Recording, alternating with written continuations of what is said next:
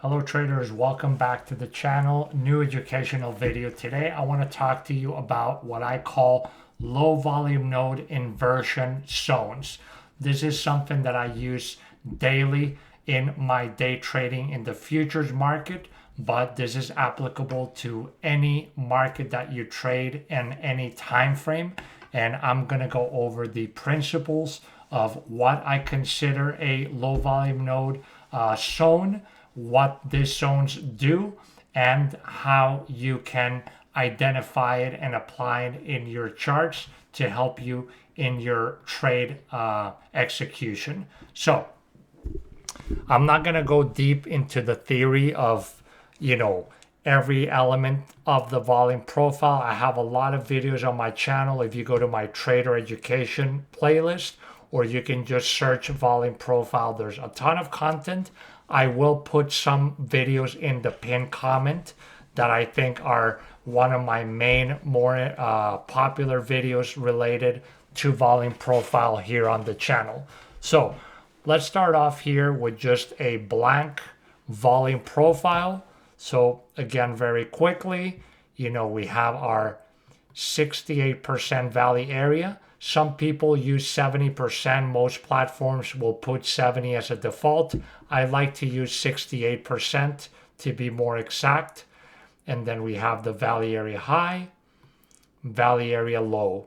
And then we have, of course, our point of control, which is the price level with the most amount of volume traded. Okay? For the intents of this video, what I like to look at the most when I'm trading is I identify high volume nodes. High volume nodes are basically these areas that you see on the chart that are very prominent. And then on the edges of this high volume nodes, it's what we would call the low volume node.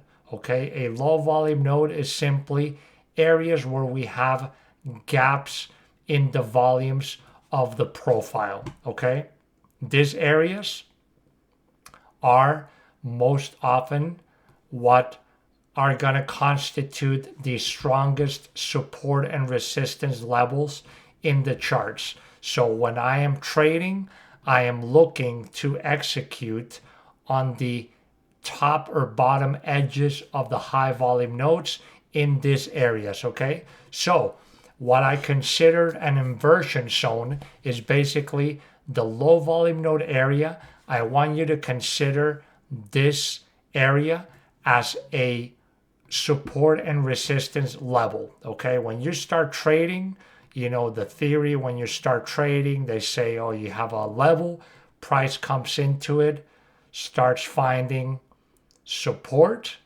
Once it is broken, then you expect this to offer some form of resistance on a move back into it. Obviously, trend has a lot to do with it. If you have a market that's strongly downtrending and we break a support level, now our mentally what we're going to switch to is to now start looking for how do we get short? What is the best area to get short? And most often it will be on a revisit to a previous broken support area. So the low volume node zones, this is exactly how I use them. I use them as a dynamic support and resistance area where I look to take my entries in. Okay, so I'm going to go through 3 examples and markets. This is the SP 500 futures ES on the hourly chart. Here I just put on a fixed range volume profile. I hinged it from the swing low all the way to the end here. This is 2 weeks of price action. And we have, as you can see, some prominent high volume nodes right over here. And so in this case, what I look for is mark out the low volume node areas. Now, the volume profiles are dynamic. They're going to keep forming as the market continues. Depends what profile you're using. If you're using a session profile or a weekly profile, obviously you have an exact start and end time.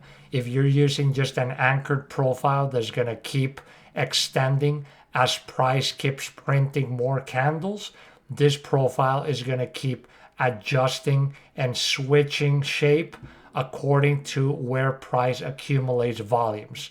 So in this case, by the time we're right around this area, we have a pretty well defined nodes here, because you can see we had resistance, resistance, resistance, now support from the other side. Then we break down below. So like right here, if we zoom in, this is the main area that I wanted to show. We have market riding this trend line, and then we have overnight a gap down. This in itself is a very bearish sign of an open to a daily session with a gap down, and especially one that doesn't get filled in right away, but it actually went down and didn't get filled back in until regular market hours the next day. And what do you see here? This low volume node zone, which gave us resistance, supports, broken down, and now once again we come back after we broke all these lows and structure to the downside on the hourly. We're shifting structure down, and now we are in short hunting mode and right back into this zone, the top edge of this node. This is a very significant area of resistance. As you can see, we just did the the inverse from underneath it, and we rejected to keep going down. Next one, Bitcoin 5-minute chart.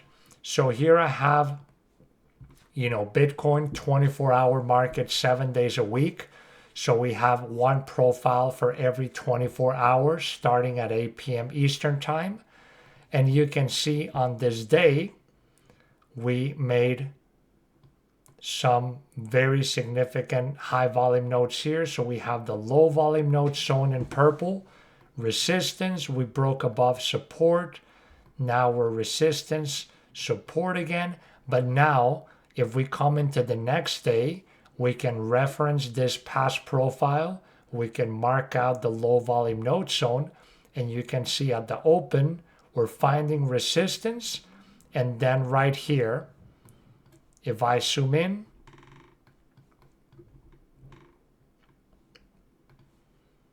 you can see we break out here, break above this highs, and then we have the little pullback and immediately the reaction off of this zone, and then we continue in the direction of the breakout, okay? And then if we push this even further, you can see that even throughout the rest of this day, it kept giving support. This digged a little bit deeper, but we still kept holding. We never closed beyond this area, and we got even some support here, okay? And some of these are not very large movements, but if you're day trading, for example, futures markets, some of these little movements can pretty much set you up for the whole day with just this one trade. Here we have NASDAQ 5-minute chart. This is the session volume profiles. So we have extended trading hours here, 6 p.m. to 9:30 a.m. Regular trading market hours, 9:30 a.m. until close at 5 p.m. Okay? And you can see we had a very large high volume node, very balanced profile overnight. We do have a little one here, but this bottom edge was very, very significant support all throughout the European and Asia session. We did have a little resistance, but then we broke above and held. So now, going into the next day, if I zoom in here, you can see how we had the open, we did go through this zone, but then we come back down, and then all through the lunch hours we were finding resistance right at this low volume node shown here. And that's why, even if price trades through these levels, I still keep them, I have these levels in mind because they are still significant. I'm not going to use a session profile from 5 days ago, but if we're just on the next session after extended hours, I'm still going to take into account the previous session that we had. Then you can see right here, same thing. We had the breakout, break this highs, and then we come back here for an immediate retest and a little push up again.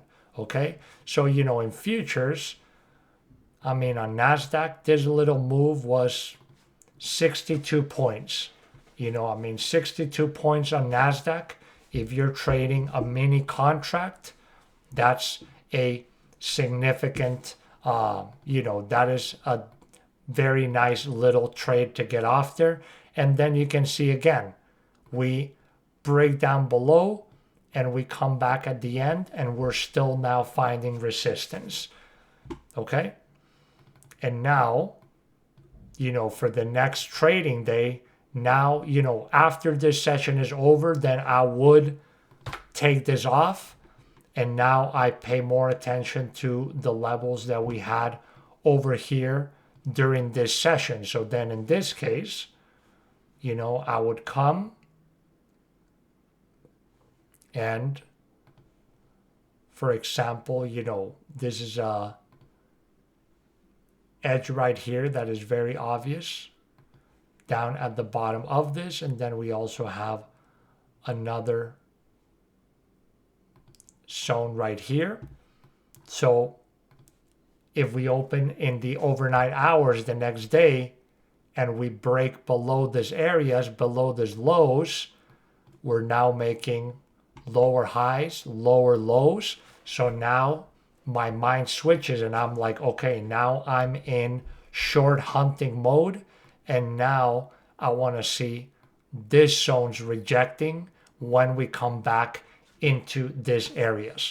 Okay, but that's pretty much how I use low volume node inversion zones, like a dynamic support resistance level, only instead of it being one little line, I use more of a wider area based around the volume profiles. Okay, if you want to learn a lot more about my volume profile strategies, check out my trading courses. There's a link in the description below and on my website. And make sure to subscribe, hit the thumbs up, and I will see you all in the next video. Take care.